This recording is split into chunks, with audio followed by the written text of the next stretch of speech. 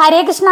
എല്ലാവർക്കും ലിപിദാസ് മീഡിയയിലേക്ക് സ്വാഗതം. ഇന്നത്തെ ടോപ്പിക്, മുട്ട ഇങ്ങനെ വേവിച്ചാൽ വിഷമായി മാറുമോ? നമുക്ക് നോക്കാം. വളരെ പെട്ടെന്ന് തയ്യാറാക്കാവുന്നത് കൊണ്ട് തന്നെ എല്ലാവർക്കും മുട്ടയോടുള്ള പ്രിയമേറെയാണ്. ആരോഗ്യത്തിനായി മുട്ട പുഴുങ്ങി കഴിക്കുന്നവരുമുണ്ട്.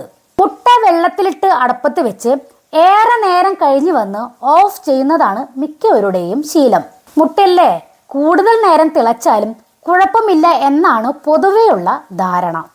ഇങ്ങനെയാണ് ശീലമെങ്കിൽ ജാഗ്രത പാലിക്കേണ്ട സമയം അതിക്രമിച്ചു കഴിഞ്ഞുവെന്ന മുന്നറിയിപ്പാണ് ആരോഗ്യ വിദഗ്ധർ നൽകുന്നത്. മുട്ടയുടെ മഞ്ഞയ്ക്ക് ചുറ്റിലും പച്ച നിറത്തിലുള്ള കോട്ടിംഗ് കണ്ടാൽ ആ മുട്ട പിന്നെ കഴിക്കരുത്. മുട്ടയുടെ പ്രോട്ടീനിൽ സൾഫർ അടങ്ങിയിട്ടുണ്ട്. മുട്ട അമിതമായി വേവിക്കുമ്പോൾ മുട്ടയുടെ വെള്ളയിൽ ഹൈഡ്രജൻ സൾഫൈഡ് ഉൽപ്പാദിപ്പിക്കപ്പെടുന്നു. ഇത് സൾഫറുമായി ചേർന്ന് വിഷവായു ഉണ്ടാകുന്നു. ഇതാണ് മുട്ടയുടെ മഞ്ഞയുടെ നിറവ്യത്യാസത്തിന് കാരണം.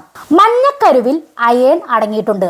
ഇത് ഹൈഡ്രജൻ സൾഫൈഡുമായി ചേർന്ന് അയേൺ സൾഫൈഡ് ആകുന്നു. ഇത് മുട്ടയുടെ മഞ്ഞ ഭാഗത്തിന് പച്ച നിറത്തിലുള്ള കോട്ടിംഗ് നൽകുന്നു.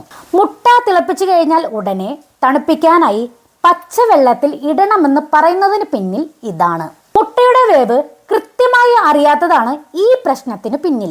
ചില കാര്യങ്ങൾ ശ്രദ്ധിച്ചാൽ മുട്ട കൃത്യമായി വേവിച്ചെടുക്കാം. വെള്ളം നന്നായി തിളപ്പിച്ച ശേഷം തീ കുറച്ച് മുട്ട വേവിച്ചെടുക്കാം. മൃദുവായി പുഴുങ്ങി എടുക്കാനാണെങ്കിൽ 6 മിനിറ്റ് വെള്ളത്തിലിട്ട് പുഴുങ്ങാം.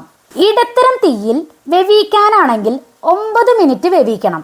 നന്നായി കട്ടിയിൽ പുഴുങ്ങാനാണെങ്കിൽ 13 മുതൽ 15 മിനിറ്റ് വരെ ചെറുതീയിൽ പുഴുങ്ങിയെടുക്കാം. വെള്ളത്തിൽ അല്പം വിനാഗിരി ചേർക്കുന്നത് മുട്ട പൊട്ടാതിരിക്കാൻ സഹായിക്കും.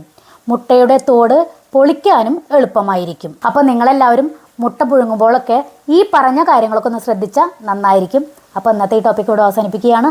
അടുത്ത ടോപ്പിക്കുമായി വരുന്നവരേക്കും ബായ്.